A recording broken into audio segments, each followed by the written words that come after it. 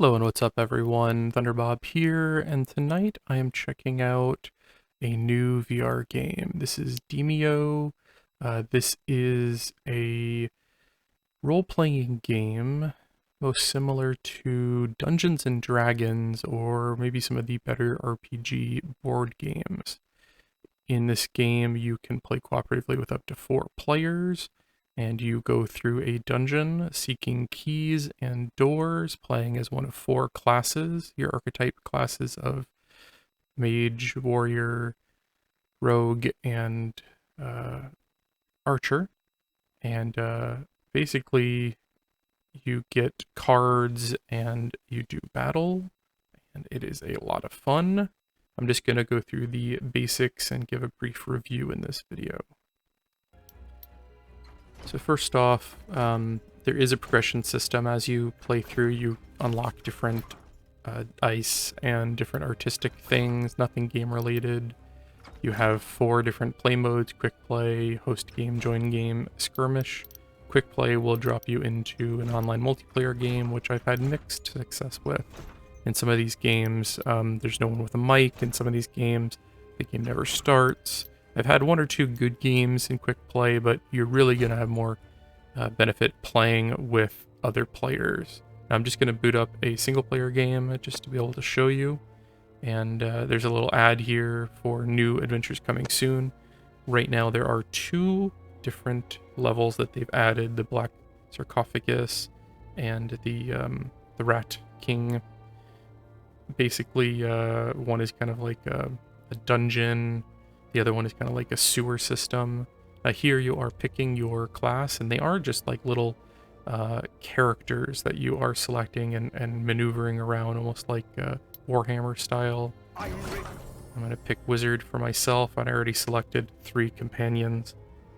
You actually can control all of them when you're playing single player.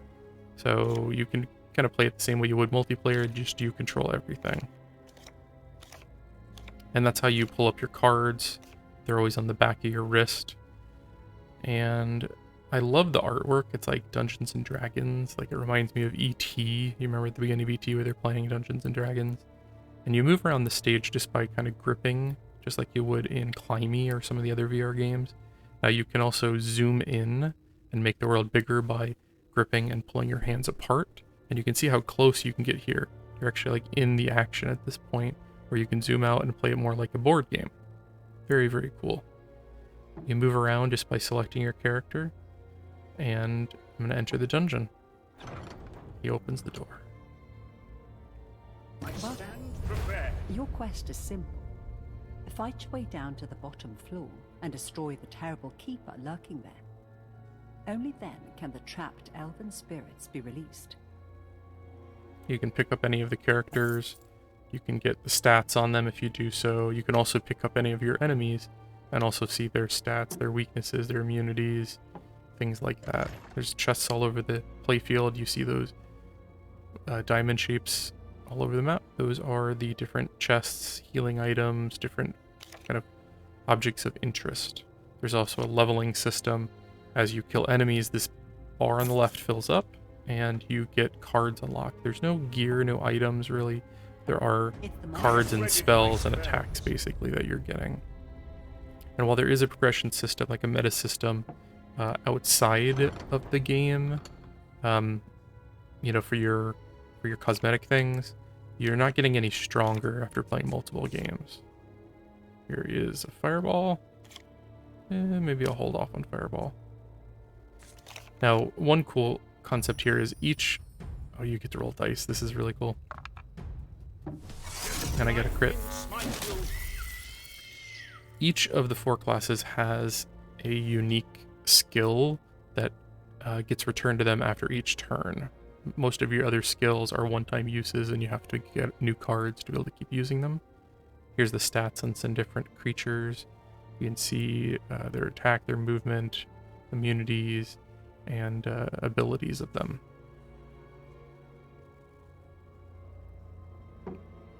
And now, just kind of maneuvering my tank, my archer. Plays a lot like XCOM, where you've got to play the angles, where you've got to be out of line of sight. And I'm just gonna drop that right there. Poisonous present for you. And that poisons all of them. The monster Poison pretty much does what you think it would do.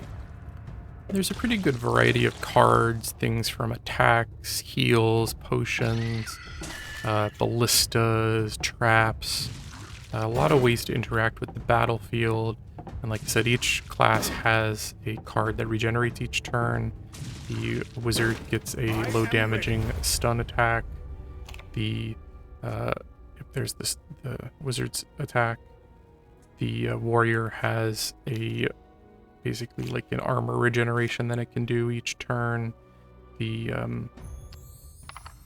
rogue can go stealth and kind of maneuver around the map more easily, and the archer gets 2 free higher damaging like ranged attacks each turn. So their unique thing is they get 2 of them actually. And there's the armor for my tank. And you're basically playing through this level searching for a character that has a key, and then you take that key to the exit. You do that twice, and then it opens up the 3rd level, which is a bit shorter and is really just like a boss fight. And there's 2 campaigns. I've beaten the 1st, and I've reached the end of the 2nd. The 2nd does seem considerably harder. I have not been able to beat it yet. I will say that the difficulty curve is pretty high as you get to that 2nd and 3rd level. There's also a lot of randomness, so there are times where the game just feels unbalanced. Like, there's so much randomness. You know, sometimes you'll get a critical miss or a critical hit at the right time, and you'll either completely screw yourself or you'll have a miraculous win. Now, sometimes you'll also just get destroyed early on. There can be, you know, 2 spawns right next to each other, and you can pull both of them, and you can just have a bad time. I wish it was a little more balanced, but since it is procedurally generated, there's a huge amount of randomness. There is a decent amount of forgiveness in that if you get downed, all you have to do is get one of your other characters to touch the downed character, and they get picked up. You can do that, I think it's 3 times before that character dies. And as long as you get the key and get to the exit, all of your characters will come back to life between levels. So it is fairly forgiving, and I beat this around my 3rd game on the 1st campaign. Overall, it's a lot of fun, especially if you can get a good group of people together. The online is, I think, really where it's at. The problem, though, is with the quick play, sometimes you run into people maybe speaking a different language, you run into people without microphones, you run into games where people have gone AFK.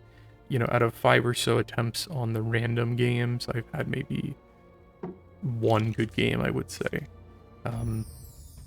Playing with real people, I think, is going to be where you really want to play this game. Now, final thoughts. While I have enjoyed this a whole lot, I did get the key for free from the developer, so I have to talk about the value to cost proposition. Currently, there are 2 campaigns. That 2nd campaign was just added recently, and they have committed to adding additional content. But I feel like in maybe 5 hours of game time, I've seen most of the enemies, the card types.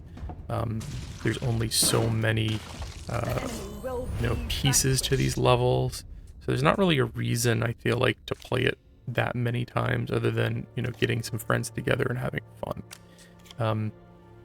I do think for $30 the value may not quite be there. Like, I've had a ton of fun, but I don't know if I would have spent $30 on it. But if you're looking for a Dungeons and Dragons style game, if you're looking for a game to play with friends, maybe you can't get together to play board games in real life, this is basically a VR board game, and it's a fun one at that. It's just a little bit expensive prospect to get 4 people to buy a $30 VR game. But if you can do that, it is a great experience. This is maybe one of the most fun VR games I've had in a while. and I would highly recommend it, but do understand that the content out right now is a little bit limited, and they've committed to adding more, and I think they will. I mean, it's only been out 2 months, they've already added their first kind of expansion pack, and there has been no cost to that. So from my understanding, there will be additional expansions coming. Also, there is on Oculus cross-buy support, so if you buy this on Rift or Quest, you get both versions, and I have tested both versions. They both look very, very comparable. They play the same. In fact, there is cross-play support, so you can play with people on the Oculus Rift, on the Quest environment, or PCVR on Steam without any problems. So pretty generous in that department, I would say. So if you are looking for a VR board game, if you want like a Dungeons and Dragons style experience, or if you're looking for like kind of a mini RPG adventure, you know, I played through this once in single player and had a lot of fun still, but I think you're mostly gonna have the best time if you can get a group of people together. Now on the channel, I will also have a full playthrough of the first map without commentary, and I'm gonna have a playthrough of the second map with commentary. So if you want to see like more gameplay, keep an eye out for those. I'll probably have them up at the same time as this review. Again, if you enjoyed this review, why don't you check out some of my other content. I've got a ton of VR related videos, retro gaming, and also new games. If you like it, I would appreciate if you'd subscribe. Thanks again and have a good night.